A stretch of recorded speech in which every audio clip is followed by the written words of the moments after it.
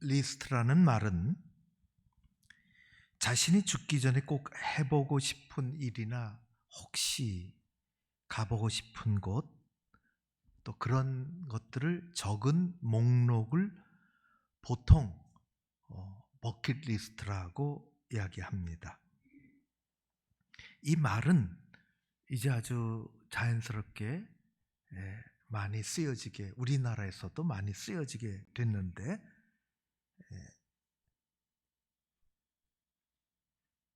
왜 버킷리스트가 됐을까? 영어가 버킷이고 우리나라 말로 하면 양동이에요. 양동이. 일본 말 들어온 거로 하면은 바켓스. 양동이 리스트가 뭔가? 그것은 kick the bucket이라는 단어에서 왔습니다. kick the bucket은 영어의 속어인데 죽는다라는 속어입니다. 양동이를 차다라는 말이 왜 죽는다가 됐나? 그건 중세에서부터 유래합니다.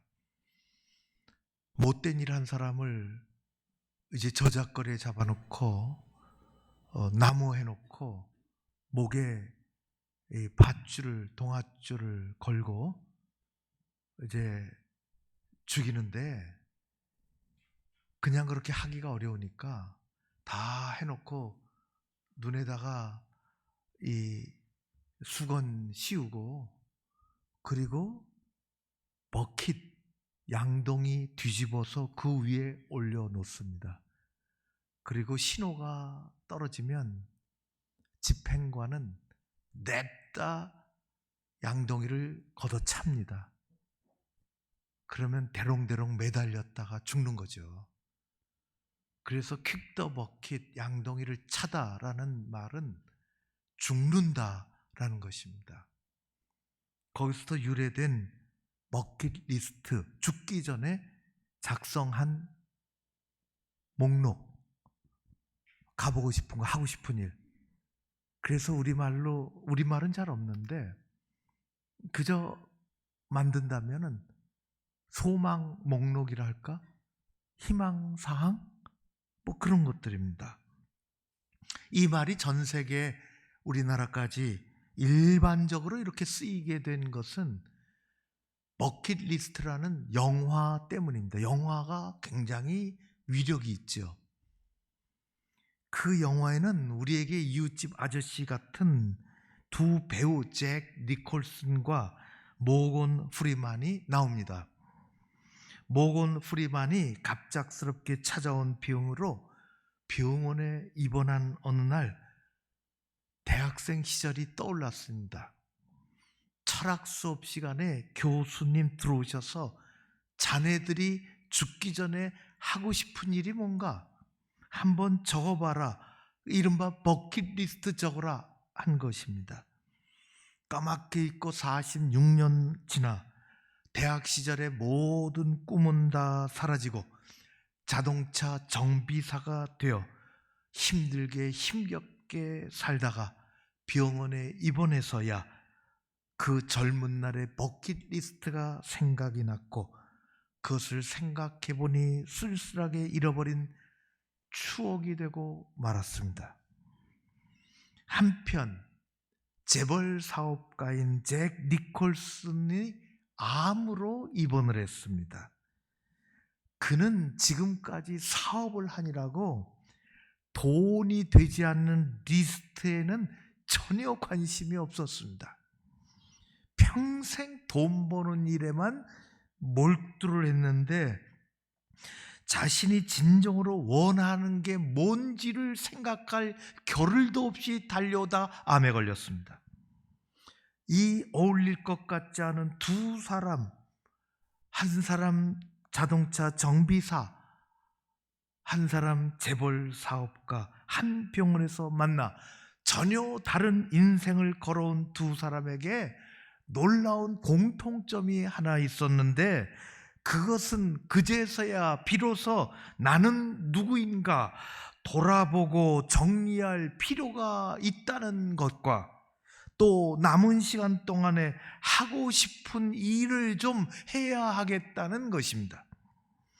이 두 사람이 그래서 함께 병원에서 조금 가까워져서 버킷리스트를 함께 작성을 했습니다. 우리 남은 날 동안 더 늦기 전에 무슨 일을 하다가 갈까?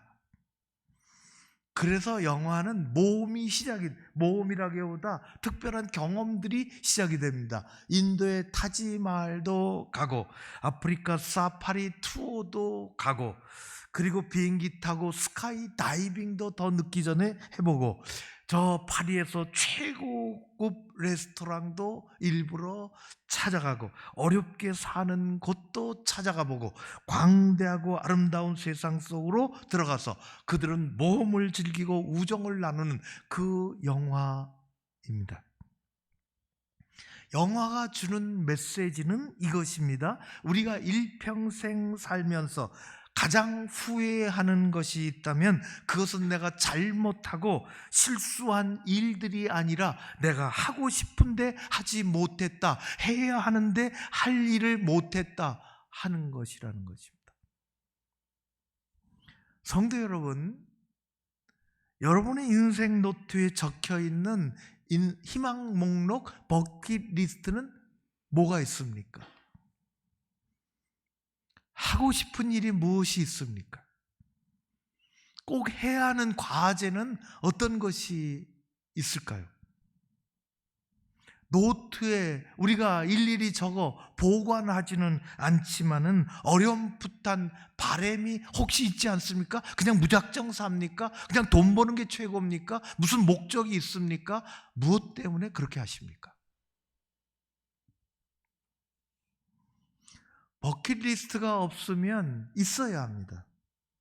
왜냐하면 우리 인생의 후회나 아쉬움을 줄여야 하고 신앙인으로서 하나님이 주신 이 땅에서의 우리의 삶을 가치 있게 만들어가야 할 필요가 있습니다. 오늘의 본문은 사도 바울이 전도하면서 저 마게도냐로 건너가서 처음으로 예수 복음 소아시아에 전하다가 마게도냐로 건너가서 예수 복음 전하고 세운 최초의 교회입니다. 빌립보 교회. 오늘 중심 구절은 6절입니다. 6절은 말씀 다시 읽으면 이렇습니다. 너희 안에 착한 일을 시작하신 이가 그리스도 예수의 날까지 이루실 줄을 우리는 확신하노라. 하나님이 어떤 하나님이실까요? 하나님 오늘 말씀하기를 우리 안에 착한 일을 시작하시는 분이라고 했습니다. 하나님 착한 일을 시작하신다고요. 착한 일. 착한 일이라고 하는 것은 번역을 새롭게 하면 선한 일입니다. 바른 일입니다. 위대한 일이라고 번역하는 것이 훨씬 좋습니다. 하나님은 선하신 분입니다. 그분이 하시는 일은 선한 일입니다. 그 일은 바른 일입니다. 위대한 일입니다. 하나님은 선하신 분이시고 그분은 우리 안에서 선하고 위대한 일을 계획하시고 도모하시기를 원하신다는 것입니다. 그분은 인간 세상에서 뚝 떨어져 우리와는 아무 상관이 없는 그런 절대 타자로 계시는 분이 아니라 우리 안에 거하시는 선한 분, 좋으신 하나님이십니다. 그래서 한 사람 한 사람 안에 당신이 좋아하시고 기뻐하시는 일을 넣어두고 그것을 이루기를 원하십니다. 하나님이 좋아하시고 기뻐하시는 일을 사람 안에 넣어둔다는 것입니다. 은혜가 오고 깨달은 사람이 그것을 붙잡는 거죠. 하나님이 내 인생을 통해서 도대체 무엇을 원하실까? 단지 돈 버는 것만 원하실까? 하나님이 기뻐하시는 뜻을, 좋아하시는 것을 거듭난 한 인생의 마음속에 넣어두시고 은혜의 힘을 주셔서 그 일을 행하게 하시고 성취하신다는 말씀입니다.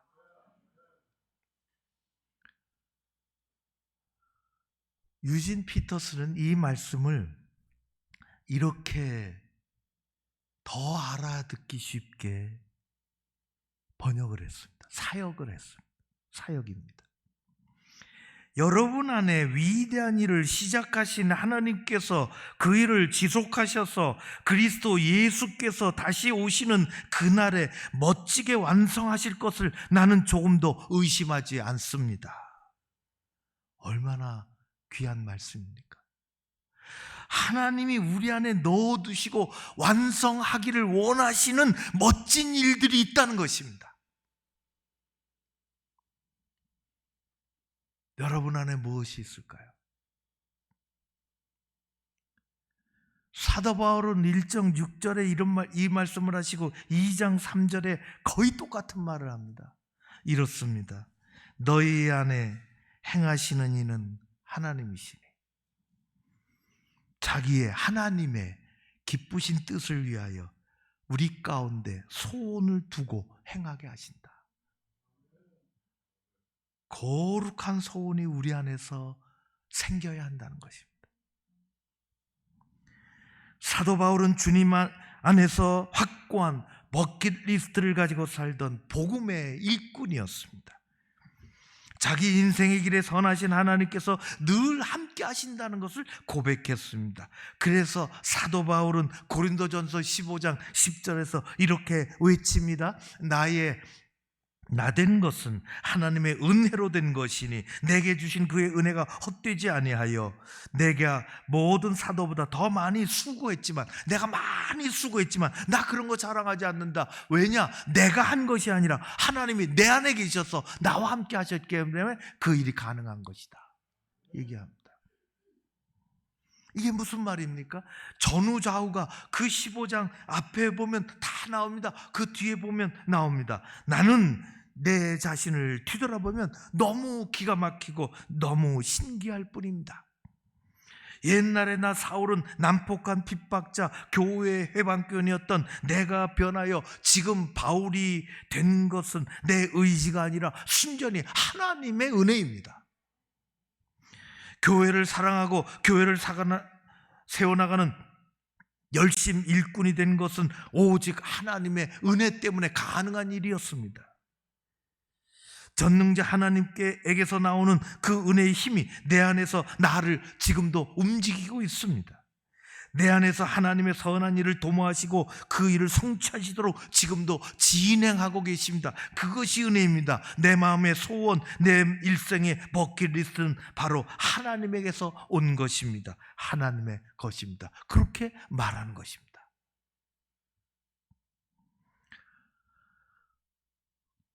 여러분들의 일생의 소망 목록은 무엇입니까? 우리는 바울과 똑같은 길을 걷는 사람은 아닙니다. 그러나 바울과 똑같은 마음을 품을 수 있습니다. 우리는 그 마음을 품고 살아가는 하나님의 백성이여 교회의 일꾼입니다. 어느 사람이 여러분에게 당신은 왜 삽니까? 당신이 사는 이유는 도대체 무엇입니까? 물으면 여러분들은 어떻게 대답할 수 있을까요? 어떤 대답을 준비하며 살아야 할까요? 우리는 대학교에 입학한 아이들에게, 학생에게, 자녀에게, 손주에게 묻습니다. 왜 공부하냐? 왜 그 학교 들어갔냐? 왜 그 과를 전공하냐?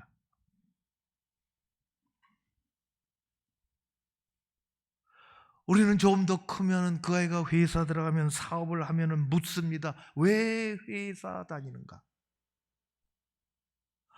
왜 사업을 하는가? 사업을 하는 목적이 무엇인가? 단지 성공하려고 하는가? 돈 많이 벌어보려고 하는가? 그것이 너의 인생의 목적인가? 하나님 앞에서 그것이 필요하겠지만은 우리 삶에 만들어가는 여러 가지 그런 우리 환경 속에 환경 중에 하나겠지만 그것이 최종 목적인가? 하나님 앞에서 그것이 하나님께서 유독 너에게 기뻐하시는 일인가? 세월이 지나면 우리에게 어떤 사람이 물을지 모릅니다.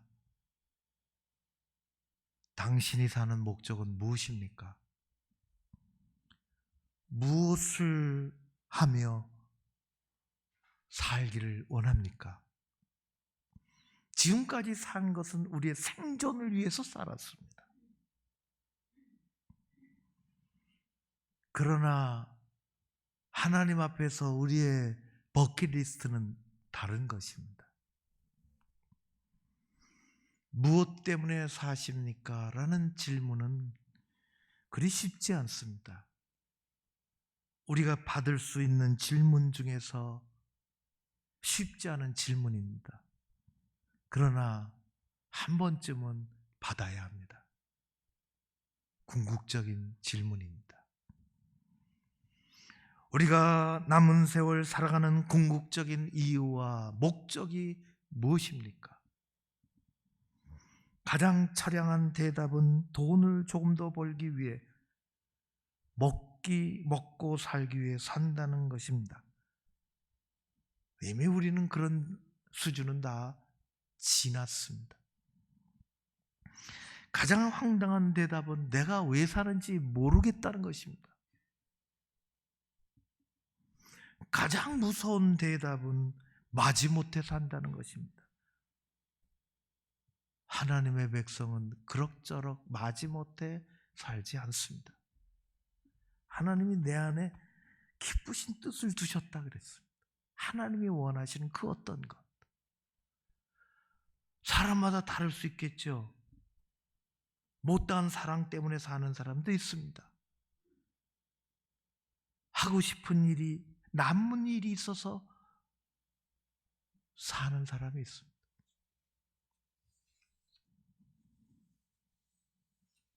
저는 여러 경로를 통해서 어떤 사람 신앙 안에서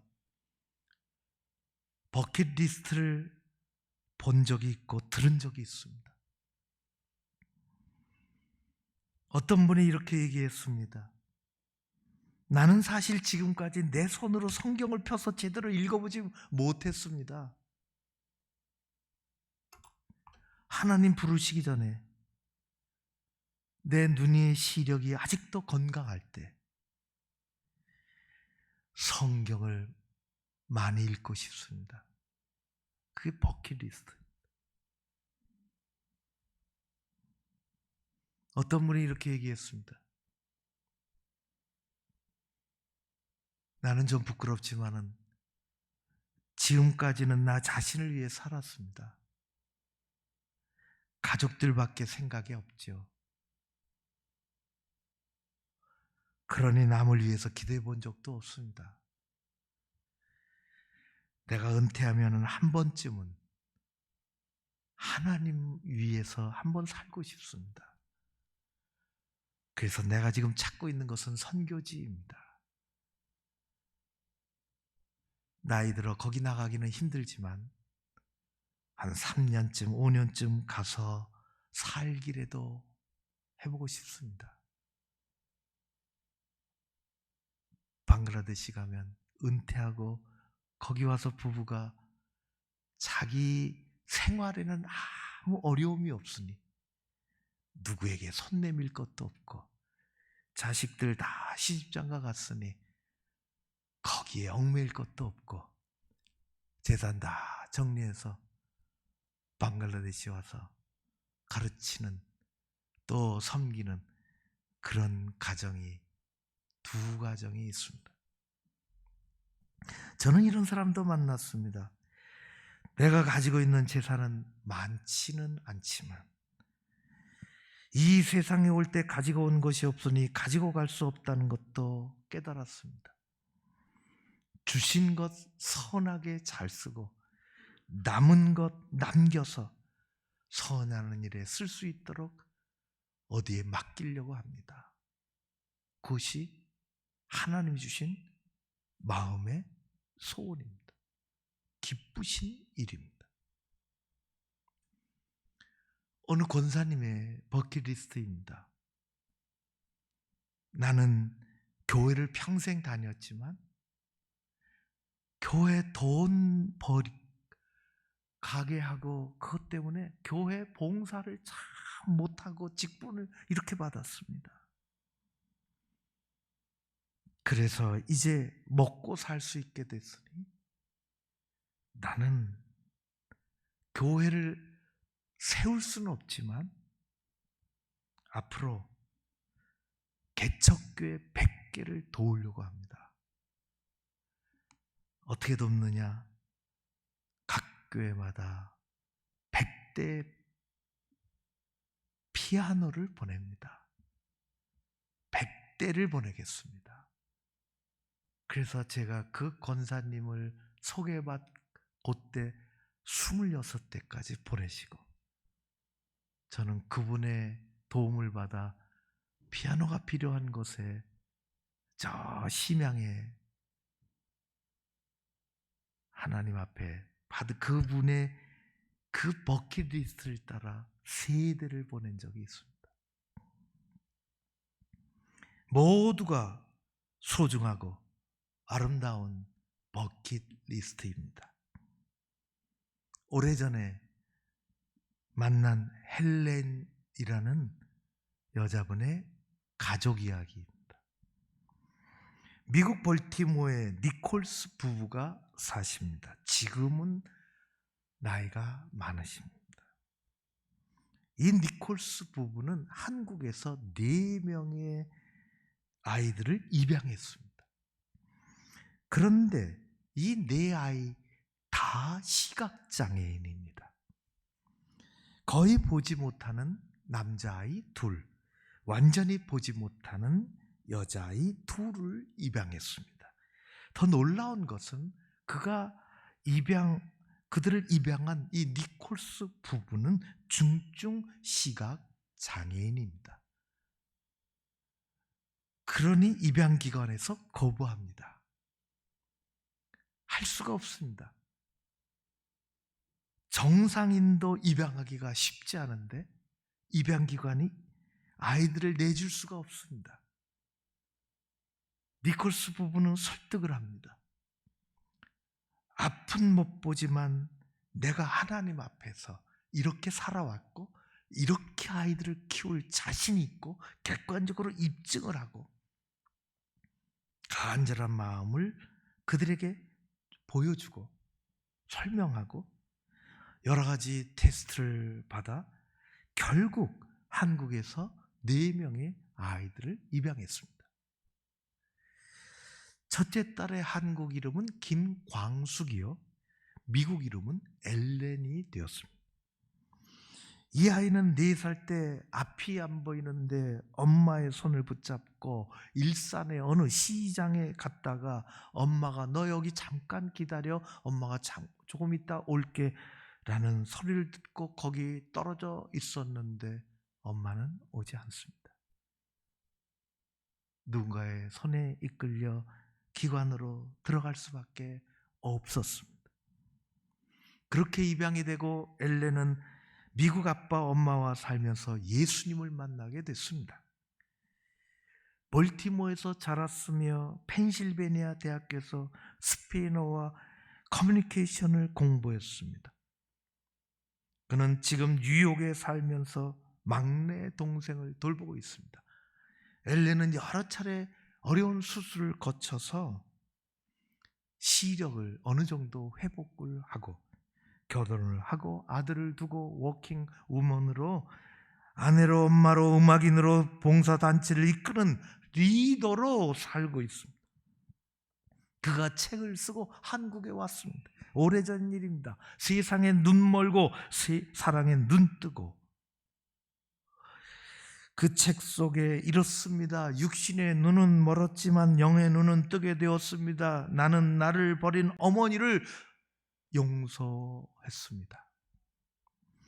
한국에 와서 TV 방송국에 나와 어머니를 찾았습니다. 어머니를 내가 다 이해합니다. 저를 버릴 수밖에 없었던 상황을 이해합니다. 어머니, 저를 만나주세요. 하지만 끝내 어머니는 나타나지 않았습니다. 방송을 못 봤을지도 모르지만 눈물을 흘리며 돌아서며 그는 이런 말을 했습니다. 나를 낳아주신 어머니, 어디 계시든지 예수님 꼭 믿으세요. 그를 입양해서 자랑스럽게 키운 니콜스 씨는 이렇게 말합니다. 우리 모두는 하나님에게 입양된 사람이기에 나는 그 사랑을 실천한 것뿐입니다. 우리 모두는 예수 안에서 하나님의 자녀로 입양된 사람들입니다. 우리가 걸어가는 나그네 길은 믿음으로 가는 길입니다. 우리 인생에는 네 가지가 없습니다. 연습이 없으며 다시 되돌아갈 수가 없으며 지나온 길을 지울 수가 없으며 아쉽다고 다른 곳에서 차용해 올 수가 없습니다. 하나님이 허락하신 우리의 인생은 오직 하나뿐입니다. 우리는 질문을 받으며 살아갑니다. 마지막에는 하나님이 질문하십니다. 무슨 일 하다가 왔는가? 하나님 앞에서 우리가 살아갈 이유, 믿음을 가지고 믿음 안에서 마음의 소원을 가지고 살아가야 하는 것입니다. 우리의 인생길에서 하나님 앞에 부름받기 전에 마음의 소원, 벗기리스도, 하나님이 내 안에 두고 계시는 소원이 뭔지를 깨닫고 우리는 그 일, 각자 다르지만 생업, 먹고 사는 일을 떠나서 하나님이 주신 은혜의 힘을 가지고 어떤 일을 하고 싶은지 그 일을 해나가며 살아야 하는 것입니다. 하나님이 우리를 위해서 모든 것 주시지 않았습니까? 다 주셨습니다. 예수 그리스도, 우리 그런 말 떠나서 우리의 삶의 터전, 우리 그렇게 고백하고 그렇게 기도하는 것처럼 하나님이 다 주셨는데 우리는 시시하게 살지 않습니다. 하나님을 위하여, 하나님 나라를 위하여 그 주신 사랑과 은혜를 되갚기 위해서, 실천하기 위하여 마음에 거룩한 소원을 두고 살아가도록 우리는 기도하는 것입니다. 버킷리스트가 필요합니다. 성령께서 도우실 줄로 믿습니다. 나중에 잘했다, 수고했다 칭찬해 주실 줄로 믿습니다. 그런 우리의 삶이 되기를 바랍니다. 고마우신 우리 아버지 하나님을 찬양